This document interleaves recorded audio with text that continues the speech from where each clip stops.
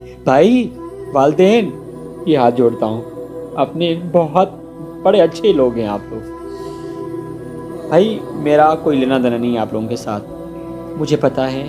मैं हाथ जोड़ता हूँ, अगर मेरा किसी का मैंने दिल दुखाया है पिछले वीडियो में या इसी में, तो मेरा आप लोगों से कोई लेना देना नहीं है। मैं एक इंसानियत के नाते अपना फ़र्ज़ पूरा कर रहा हूँ जो हमारे नबी ने और अल्लाह ने दिया है।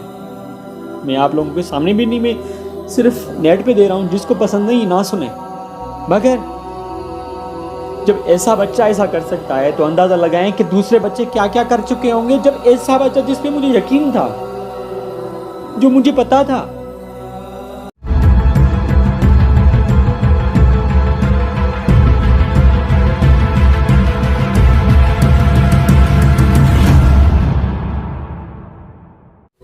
अस्सलाम वालेकुम मेरे दोस्तों, मैं आप लोगों का अपना साहिल मुनीर आज बहुत ही ख़ास मौजू लेकर आ गया हूँ। मेरे दोस्तों, आज हमारा मौजू कोरोना वायरसेस जैसी वबा से भी ज़्यादा डेंजरस मौजू है।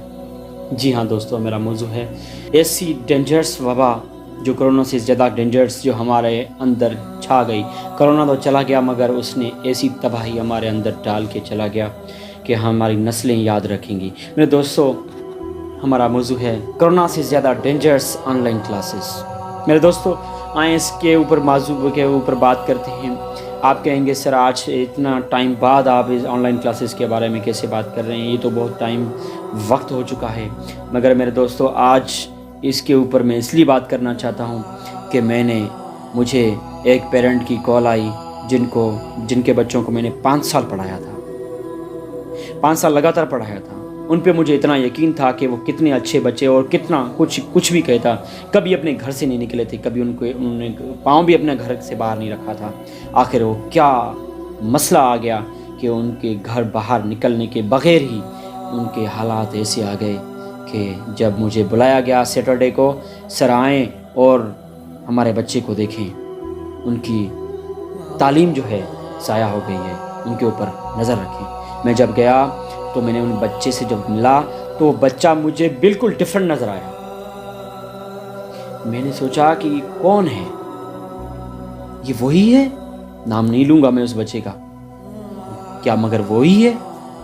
सवाल कर रहा हूँ, सवाल का जवाब ठीक नहीं दे रहे, ध्यान कहीं और है। कॉपी मांग रहा हूँ, कॉपी नज़र नहीं आ रही है। सिलेबस मांग रहा हूँ, सिलेबस नज़र नहीं आ रहा। कोई चीज़ ढंग की रखी नहीं है।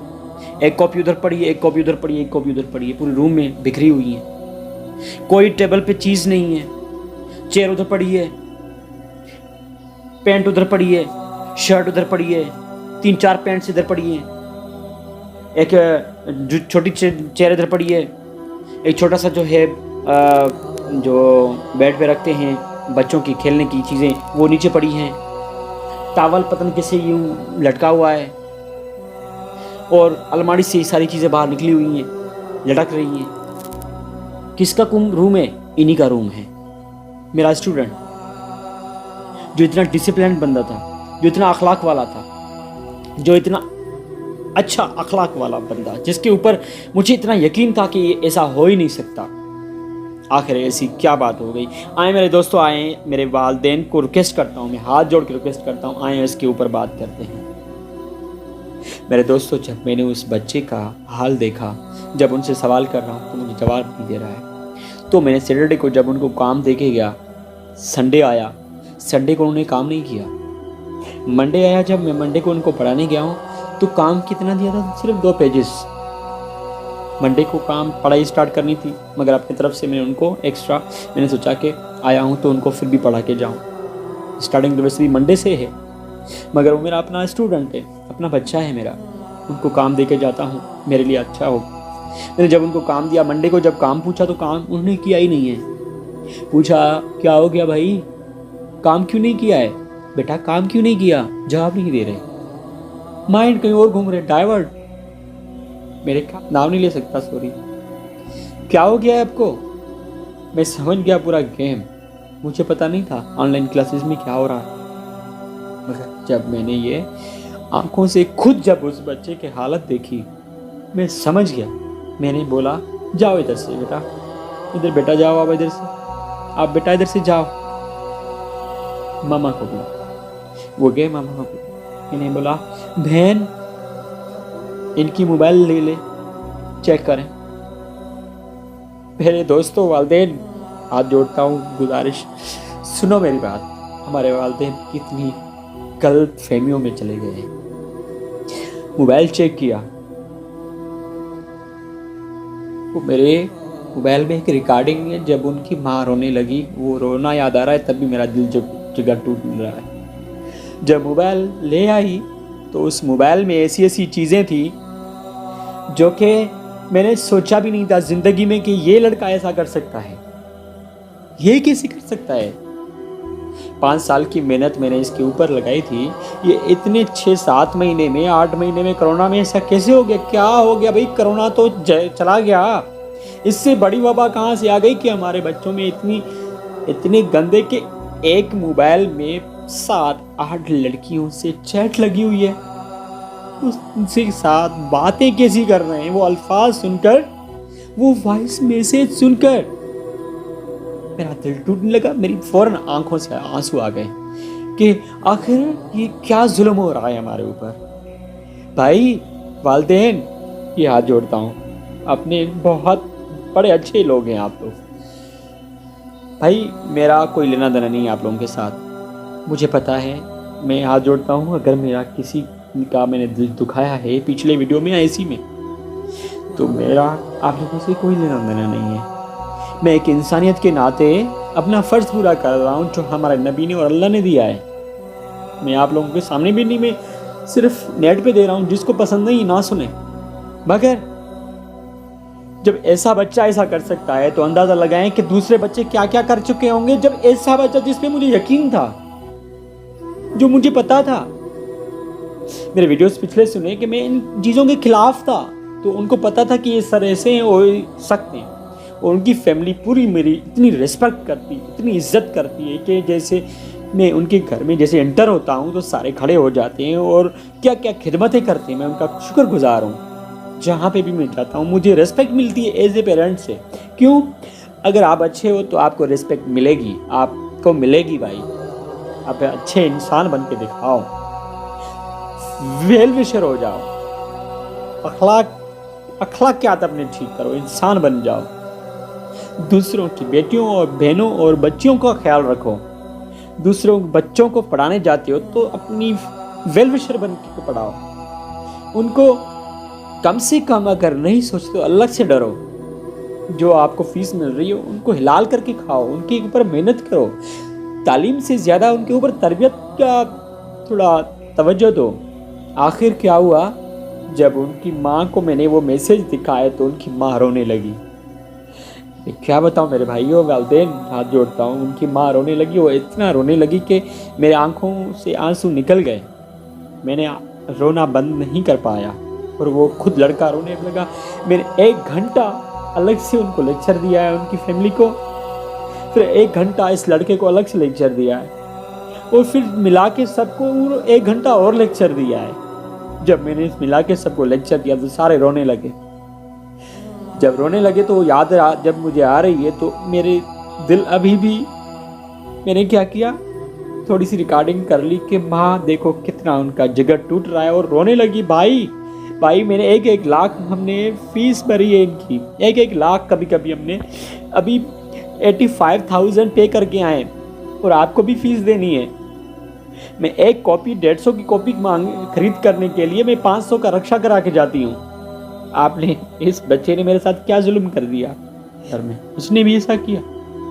تو میں نے یہ کہ وہ بیٹی، میں کیا بتاؤں، جب یہ بات سنی تو میں خدا کے واسطے میرے کتنے ویڈیو بنائے بھائی، اپنی والدین اپنے بچوں کے کیوں نہیں خیال رکھتے ہو آپ؟ میرا دل ٹوٹتا ہے، میرے بچے بھی نہیں ہیں، تو آپ لوگوں کو کیوں احساس نہیں ہو رہا ہے؟ آپ لوگ تھوڑا شرم کرو بھائی۔ اسلام دیکھیں، آپ لوگ ویسٹرن کنٹریز کو فالو کریں گے نا، اسلام کو چھوڑیں گے، نیچر کو چھوڑیں گے، تباہ ہو جائیں گے، برباد ہو جائیں گے۔ وہ میرا لینا دینا کوئی بھی نہیں ہے، میں اپنا فرض پورا کر رہا ہوں۔